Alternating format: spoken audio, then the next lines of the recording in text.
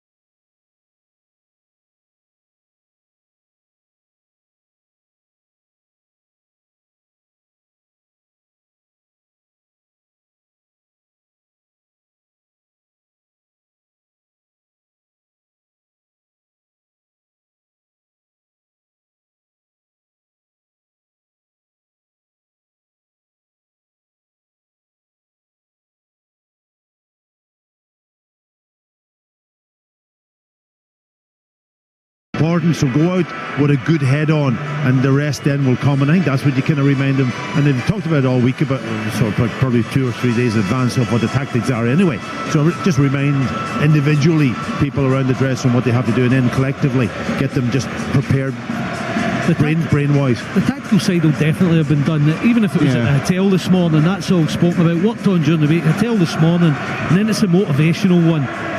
5 minutes before you get out, and you try and get the boys, as Neil said, you shouldn't have to get them up for it, but just remind them of their jobs, what battles have got to be won, middle of the pitch so important, etc, etc. So it's just a motivational one just before they're on their way out. I think to remind them, Dodgy, as well, that this is a special occasion.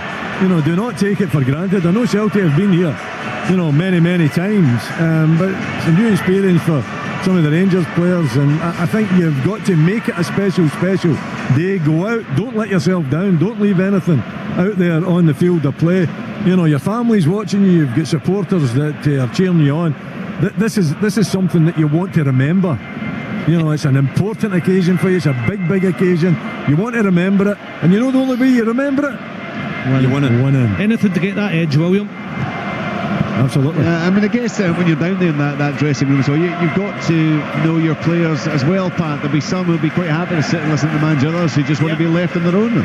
Yeah, absolutely, and they're all different characters. And I remember in certain dressing rooms, I remember the Irish dressing room, Roy Keane. Everybody talked about Roy Keane being this unbelievable. Roy used to sit on his own for almost half an hour, say nothing, just sit there, get his head right, and then he would get up and say, right, let's go, and that was it. He was the captain of the team. So everybody's actually different in the dress. Other people are running around and they're getting a wee bit agitated, and they're wanting to get themselves going. So it's all, and then you have to allow people to do their own thing. And that's the same thing with warm-ups. I don't know what you think about warm-ups, guys. See, when I used to go out on the pitch and certain people wanted to do their own thing, let them do it. Let them actually do it. But now it's a very collective situation. I remember Mick McCarthy. No way would he be in a 5-a-side game before that game started. You know what I mean? He would be doing his own thing on the pitch, getting used to the distances and the headers, and maybe just passing the ball and keeping it very calm. I think it's probably what you're used to as well. If you're used to doing your own thing, game in, game out, then that's fine. Some of these players have been brought up in a team environment where it is structured, it's organised. Neil was saying to me, how many people are in the Rangers half just now?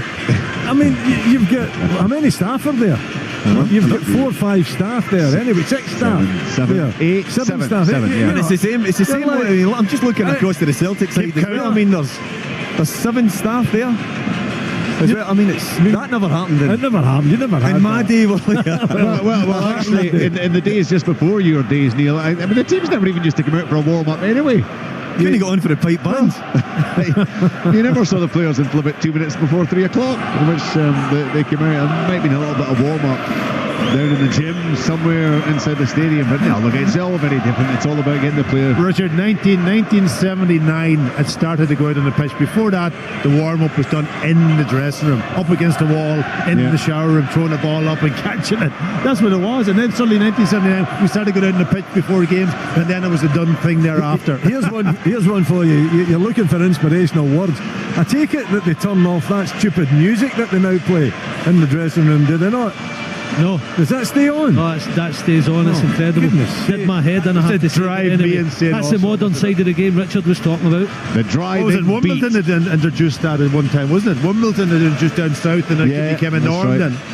Yeah, their old ghetto blaster that they used to use, that the players will be heading back in fairly soon, I guess, to hear some more of that inspirational music that will get them all pumped up for the big game, which will kick off now in just 25 minutes time. Brian McLaughlin, one of our reporters here today, has been catching up with the former Rangers player Alan Hutton.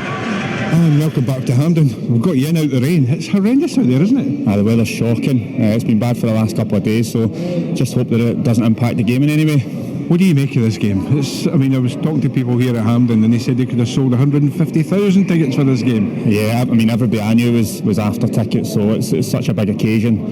Probably more so for Rangers, obviously, because it's been quite a number of years since the last time. So it's massive game. So hopefully they can do it. What have you made of the impact that Steven Gerrard has had, not only in Rangers but in Scottish football? I think it's been brilliant. First and foremost for Scotland. He's so high profile that it bumps the game up, if you want. So, and obviously the job that he's done has been excellent. Came in his first season, done well, and he's built on that. So they've got even better. And like I said, hopefully they can push on now and get some silverware. You've been involved in these games. How are the players feeling at this exact moment? You know if you're playing or not, don't you? Yeah, you'll know by now. Obviously there'll be some butterflies. Like I said, it's such a big game, especially for Rangers, I think, at the moment. So is this a bigger game for Rangers then? I think so. I mean, obviously Celtic have been used to winning. They've been dominant over the last few years, so it's obviously been difficult as a Rangers fan. So it's a big time for Rangers, and like I said, hopefully they can get through and get something. Great to speak to you, Alan. I hope you enjoy the day. Cheers, thank you very much. Cheers, thank you. Alan Hutton up to see the game. He's actually playing for anyone at the moment. Moore's with Aston Villa up until the summer, but I think he's without a club currently. Alan, very experienced fullback these days, of course, has graced this Hampden turf on many occasions. The stadium is filling up. Well, that was incredible, actually, Neil. Brian saying there, people at Hampden saying they could have sold 150,000 tickets for this one. Yeah, well, it's such as the interest in the fixture, and not just to the supporters, but I think there'll be a lot of neutrals just coming along because of, as we'll be speaking about all morning and all afternoon, is how close the fixture, how close this cup final is. And as Tom spoke about, that sometimes it's been very imbalanced, but it certainly isn't today. And the starting lineups have just thrown up different permutations again. They've different thoughts. Packy almost changed his mind there. He just couldn't get over the line to say that the Celtic weren't going to win it, but he almost did. No. Any chance you coming to a decision yet? No. My decision's made. Keep my powder dry now. Good man. I think we're going to be back to Billy about 5:20 to get his prediction, Neil. I think that was what we'd finally agree. In England, incidentally, it's Aston Villa 0, Leicester City 1. Jamie Vardy with a goal in the 20th minute. Newcastle 0, Southampton 0, and Norwich City 1. Sheffield United 0. All these games about 6 or 7 minutes away from half-time. Alexander Tete with a goal for Norwich City. We'll keep you across those English matches, but of course it is all about the Betfred Cup final, and we're inching ever closer to kick-off. Rangers and Celtic going head to head. No longer you get these 100,000 plus crowds that Hampden used to pack in. A very different stadium these days, but it will, unlike that game at Ibrox, of course, earlier in the season, it will be half and half in terms of the fans who are in here, and you can understand why. Everyone. I mean, I'm not sure there'll be too many neutrals in the ground, to be honest. I mean, obviously those of us in the media who are neutral, but in terms of the general sale, I think it will be diehards on both sides probably who are there. I mean, I guess Tom English, they'll be having had the same conversations, all these fans, as we've been having over the past 3 hours or so, and everything, all the little permutations, little pointers that lead towards who might come out on top in this final. Absolutely, and I'd say Celtic fans, some of them will be full of bravado, no doubt. Some of them will be concerned. There'll be a mixture there. I'd say any Celtic fan who says they're absolutely certain that they're going to win is probably not to be trusted. There has to be an element of doubt. Rangers fans, I think that the big fear for them would be that they don't turn up and they get brushed aside, and that would be a doomsday scenario for them. But they have to, sometimes it's the hope that really hurts you, and if they turn up, and they have to turn up today with hope, with more hope than they've ever had in this current run that Celtic are on. More hope for sure, better team for sure, coming in with the better form, with a goal scorer, with a fairly settled team. A team that has steeled itself in Europe. Okay, there are flaws. I think there's a flaw with Helander. I think there's a weakness there. I think there are weaknesses defensively, but there are goals in this Rangers team as well, and there's an awful lot of confidence. So listen. I have said it before that the Old Firm match. Maybe it's because I'm not from Scotland. I won't say I dread them, but I certainly dread the circus around them, the poisonous and the bitterness around them. I've always dreaded that. But as a game of football today, I'm really looking forward to the game of football. It's just, I hate using the word hope. I think your team should be saying we believe more rather than we're hoping. And there should be a fear, Tom. There should be a fear of losing this fixture.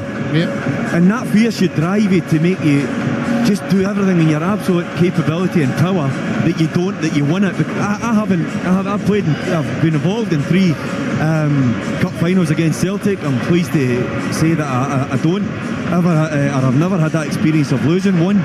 So I haven't had that feeling, but it'll hurt if you do lose them. But there's a difference in these 2 setups for me. I think Celtic have a lot more flair. They've got a lot more flair in their team. They've got more speed, whereas Rangers, I just think, have got a wee bit more power, and that power has to be used to their advantage today to just negate, just to neutralise that flair. And if the power can get a hold of that flair, then they've got the players that can win the trophy. And it's been a long time for Rangers since they've won a trophy, and they need to get that feeling back. They need to get that edge back, that advantage back, that they are here for real. And then that will send a message to Celtic, and I think then Celtic they'll re-engage and they'll go again. They'll become stronger. But Rangers need to break that habit that Celtic have had over all these seasons. That's an interesting one, sorry Richard, the fear factor. And I can speak personally about that, because we had 3 in a row, 3 League Cup finals in a row against Rangers. And they beat us in the first one. Yes. And they beat us in the second one. Yes. And it was fearful for them to do it a third time. And they didn't do it a third time. We managed to beat them the third time, but you went into that game. What was your thoughts then when we get into that? This cannot happen.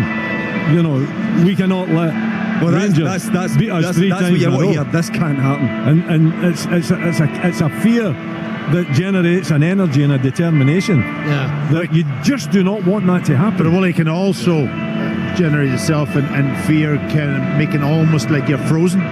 You can't go out and play. I mean that struck me, Pat, because it depends exactly what kind of player you are, what kind of individual you are. It can have a paralysing effect, surely. That fear, it can inhibit your natural abilities. It's a fear of being beaten 3 times the Rangers in cup finals, but that didn't paralyse us. It wasn't. It depends on the characters, though. You had big characters there. You had guys who could handle that pressure too. Also, Rangers had a very good side as well. Yeah, but Rangers are a good team, but they haven't been at this point where that pressure is so good, and that fear it could drive them on, or it could have the other negative effect on them. That's your mentality, Pat. You look at the game that Rangers beat Celtic 2-0, wiped the floor with them. What do you think Scott Brown's mentality was for the game this season? He just did a Willie Miller mentality. This is not happening. I'm going to take this game by the scruff of the neck. He was getting a bit of stick, Scott Brown, for how he wasn't in the game at the 2 Ibrox games when they lost, and he come back for that. So that's the mentality you've got to have without making sure you don't freeze on the day. The other analogy that Neil made there was power versus speed and movement. You know, Rangers have maybe more power but I think this Celtic team have got a real high level of fitness too. You know, and when you talk about power, how do you describe power? Is it physical, man on man? But I think they've got more physical players on show today. But if you look at that energy of Christie and McGregor, these guys go for 90 minutes, and their movement on and off the ball, which is critical. I think off the ball is as critical as much on the ball. And if they keep that tempo up and up and up, and they get control of the game, then it's very difficult for any team to live with them at the moment. Scott Brown has just led his Celtic teammates along the touchline and heading for the tunnel as they go up to complete their preparations. For most of the players, it'll be a case of taking layers off, gloves, hats, tracksuit tops. Brown, as usual, was in his short-sleeved shirt and shorts. I'll be honest, hilarious. I think some of us have got 5 layers on up here. Some of us have got 6 layers on. When he arrived about an hour ago, when he walked onto the pitch in the t-shirt, I mean, he looked like Conor McGregor heading for the octagon, didn't he? He was given the full swagger. Conor McGregor wasn't out in nearly -degrees outside when he was doing that. No. That's a difference. He is a leader in every sense, isn't he? And of course, he had a big afternoon in the semi-final, didn't he, against his former team, Hibernian, when he helped to tie things up towards the end. He'll be desperate to have a major part. The Rangers players, Alan McGregor was the first to head back up the tunnel. The others just making their way across. Now some just still going through the final preparations over there, and now they peel away, and you can hear the cheer from the Rangers fans and the booing from the Celtic fans. The opposite to what we heard just a few moments ago as the Celtic players led the patch chat. But that's them all headed up the tunnel virtually now, and when they do re-emerge, it will be to get the serious business up and running. The Betfred Cup final will kick off in about 13 minutes time, live across the frequencies here on Sunday Sports. And let's get back to Brian, I think now with another Rangers legend, Nacho Novo. Well, actually, we brought you in out the rain. It's quite horrendous out there, conditions, isn't it? It's horrible. It's actually horrible. But, you know, it's the players, I don't think will think about that as soon as the game is kicked off. But yeah, I think will be good. There's no Steve Davis today. That's a big blow, isn't it? Yeah. Steve was absolutely fantastic. I knew for me it was one of the best signings from last year. But listen, another player will come out and do the same business. So that's the most important thing. It's 10 years, Nacho, since you scored the winner for Rangers in the Scottish Cup final against Falkirk. If there is to be a Rangers hero today, who will it be? Morelos. Really? Yes. Has he surprised you in some way in the number of goals he's actually been able to score? Yeah, absolutely fantastic. He's a new player for last season. He's learning. He's got so much confidence on himself, and I think that Steven Gerrard as well is giving his support. So I think for me Morelos is going to be a good. And finally, Nacho, what would it mean for Rangers to break this monopoly that Celtic have had over domestic football in terms of both cup and league? Well, I think it's going to need to happen. Fingers crossed, and it's going to be tight game. Celtic is obviously always been the favourites, but we're going to need to compete with that. I think this game is going to come for Rangers. Appreciate your time, Nacho. Thank you. Good luck. We got Nacho Novo making his way in, and most of the fans have made their way in. As you look around this stadium, there aren't too many seats that have not yet been taken, and those that haven't will be taken shortly, because you can still see the fans just streaming down the walkways, the gangways, the alleyways all around this bowl of a stadium as they prepare to settle down. I don't suppose too many of them will be sitting down for much of this encounter. It's going to be, you'd imagine, edge of your seat stuff. It's going to be a bit special, you would think, as the action gets up and running. And we'll get an indication perhaps fairly early on in the game as to exactly how things are going to turn out. Pat Bonner telling us he feels the absence of Alton Edouard will have an impact on the way that Celtic approach this game, could have an impact on their chances of winning it. Generally the boys feel that it is almost too tight to call. One in particular has refused to call it, so we'll get Billy Dodd's thoughts a little bit later. If we do indeed go to extra time, if we do indeed go to the penalty shootout, and in some ways, Tom, it's not going to be a major surprise. If we do find ourselves somewhere about 25 past 5 this evening watching some fairly, I was going to use the word scared's probably not right, nervous individuals just taking a few steps towards that penalty spot. No, I think I'll be looking at Dodsy's smug grin if it goes all the way and still level. That would be too much to bear, I think. No, it wouldn't, Richard. You're right. It wouldn't be a sensation if they couldn't be separated after 90 minutes of extra time. I suspect Celtic will have too much, to be honest, even without Edouard. They have him on the bench if they need him. That Celtic bench is incredible. It's so strong. All sorts of different players, all sorts of different options for Neil Lennon. I think they win by a goal. I think it'll be tight. I think Rangers will probably play well, but just Celtic are a winning machine. They've got a captain who I think will refuse to let his players drop their standards. He's just an incredible standard bearer for that team. And they've got goals, and they've got all the qualities that the lads have mentioned before. They've got players who've got speed of movement and speed of thought. These Celtic guys think very, very quickly, and I think they'll just be too sharp. Well, you can hear the noise in the background, the atmosphere building. The players will be aware of that in the big dressing rooms way down, deep down below us. Well, we've been on for all these hours building up the kick-off. There's been lots of coverage in the telly as well. Seen lots of archive matches. Amazing, Willie Miller, how many goals Pat Bonner conceded in League Cup finals over the years here at Hampden Park. It's unbelievable the many goals he conceded. Unbelievable, this guy, every single time. And I keep saying he's an ex-goalkeeper. And you never stand up for us goalkeepers. Did he ever make a save? Did he ever make a save? He saved a penalty. He saved a penalty, but he pushed it back out to the Rangers player. It was Ali McCoy. That's the problem being a goalkeeper in all these fixtures. You only see goals going in. You never see the great saves, the wonderful saves that gets a team into a position to win a cup. That never comes in. You see Wally Miller scoring the odd header now and then, and Billy Dodd scoring, and Neil McCann scoring. Oh my God, roll forwards. I passed you. Down below us, I see Ali McCoy sporting that bald head of his now. He's got the League Cup in his hands. He's held that in aloft a few times. Shows it to the Rangers fans, and now he comes across and he hands it to Chris Sutton, and Chris Sutton will do likewise. He gets booed, of course, from the Rangers fans, and Ali McCoy is encouraging the Rangers fans to boo him even more.